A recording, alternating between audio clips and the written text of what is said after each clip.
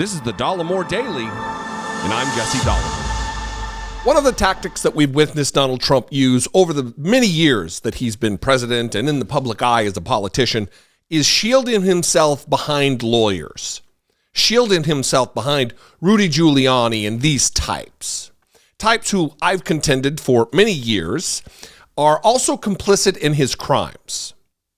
And the Justice Department is now trying to pierce that shield, to pierce that privilege, that attorney-client privilege. Because in American jurisprudence, in the way the law understands a relationship between a client and a lawyer, you're not allowed to be complicit in the crime that you're representing your client relative to.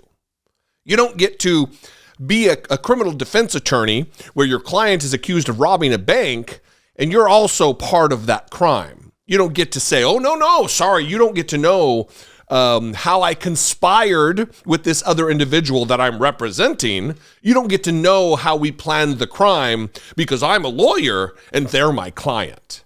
And that is what's happening right now. This is big news that dropped yesterday.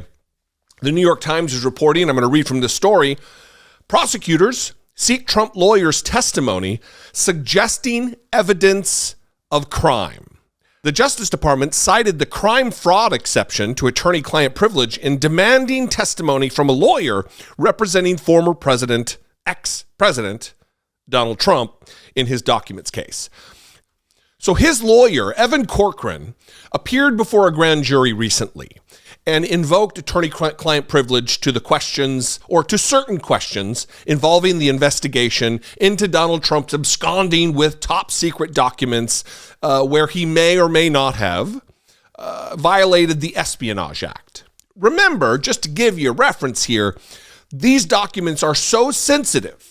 These aren't just random topo maps or something. These documents are so sensitive they couldn't be generally described in public in the press. They are so sensitive. So when asked questions about this particular case and Donald Trump's goings-on related to it, Evan Corcoran said, oh no, this is covered under attorney-client privilege. The Justice Department doesn't believe so. The Justice Department believes that he is involved in fraud or crime related to this too, and they're going to compel his testimony through subpoena.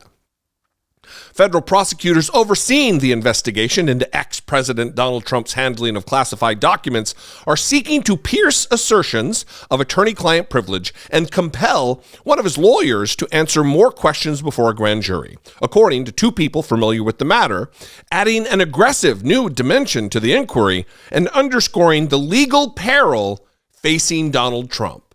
Now look, I know a lot of people are going to be out there saying nothing's ever going to happen. The pessimist types, they would consider themselves realists, I'm sure.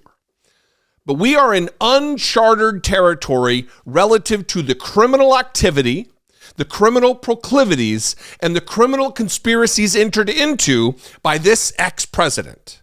Never before have we seen this level on the scope that we see with Donald Trump. And the Justice Department doesn't just assign special counsels to investigate ex-presidents willy-nilly. This is new, this is different, and we could see outcomes that have been different than the past. The prosecutors have sought approval from a federal judge to invoke what is known as the crime fraud exception, which allows them to work around attorney-client privilege when they have reason to believe the legal advice or legal services have been used in furthering a crime. The fact that prosecutors invoked the exception in a sealed motion to compel the testimony of the lawyer, Evan Corcoran, suggests that they believe Mr. Trump or his allies may have used Mr. Corcoran's services in that way. And the Justice Department isn't going to just stab in the dark that maybe this is the case. They have evidence that leads them to believe this is the case. So unless this lawyer is going to fall on his sword in honor of Donald Trump, this is bad news for Donald Trump. I don't see this going down the way Donald Trump desperately hopes it's going to.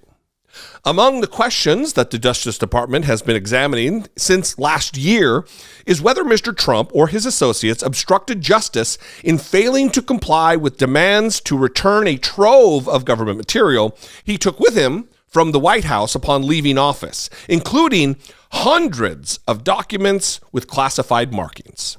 Last May, the Justice Department issued a subpoena for any classified documents still in Mr. Trump's possession after he had voluntarily turned over an initial batch of material to the National Archives that turned out to include almost 200 classified documents.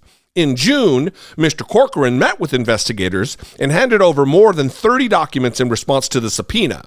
Another lawyer for Trump, a real classic, Christina Bobb, then signed a statement asserting that a diligent search, quote unquote, had been conducted at Mar-a-Lago, Mr. Trump's residence and private club in Palm Beach, Florida, and that there were no additional documents bearing classification markings. Ms. Bobb has told investigators and others that Mr. Corcoran drafted the statement and that she added some caveats to it, seeking to make it sound less ironclad. But when the FBI searched Mar-a-Lago in August, agents found more than 100 additional classified documents. The affidavit submitted by the Justice Department to obtain the search warrant said there was probable cause to believe that evidence of obstruction would be found in the search. And then finally here, because this is a sordid tale, we don't know how this is going to end. It's probably going to come out next month. Mr. Corcoran recently appeared, this is going back to what I said, that he appeared in the grand jury and asserted, I'm not going to read that paragraph, I've already said that. So, look, we are in an unprecedented space in American history where we have a rampant, vile criminal as an ex-president. I mean, we've had some doozies and none compare to the level of criminality of Donald Trump, whether it be the obstruction of justice charges that were in the Mueller report, whether it be trying to shake down a foreign leader for election interference help. Donald Trump, it's just prolific criminality. And the Justice Department, slow up to this point to get things done, appears to be speeding up with Jack Smith's efforts, the special counsel's efforts, to get to the bottom of what is going on with an actual full-throated investigation to level consequence on Donald Trump if legally justified, legally permissible.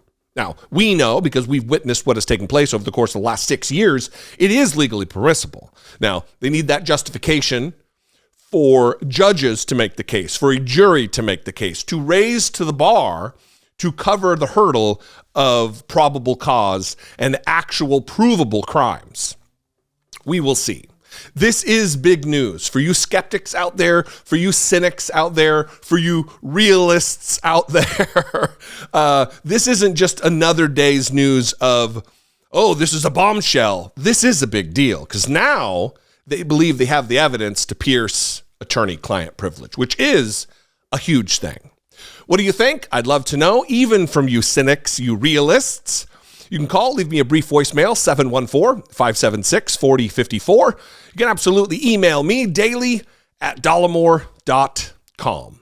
Follow me on the social medias. I'd love to see you there. I'm at Dollemore across the board. And if you appreciate what I do, please consider supporting my work, helping produce what I do here. You can go over to my Patreon page, which is fantastic. Patreon.com/IDoubtItPodcast. That's a great way to support what I do right here on YouTube. It's actually a better deal for creators than other methods that I'll talk about right now. You can also, that other method, click the join button below. Become a channel member here on YouTube. For as little as $2 a month, you can help support and produce what I'm doing right here and take part in the mission of this program. I appreciate you guys so much. I love you guys. Your viewership and your listenership of my podcast, I Doubt It Podcast, which is co-hosted by myself and Brittany Page. All that is very appreciated, and we can't say enough about how much you mean to us. I'll see you next time. Until I do, be genuine. Take care of one another.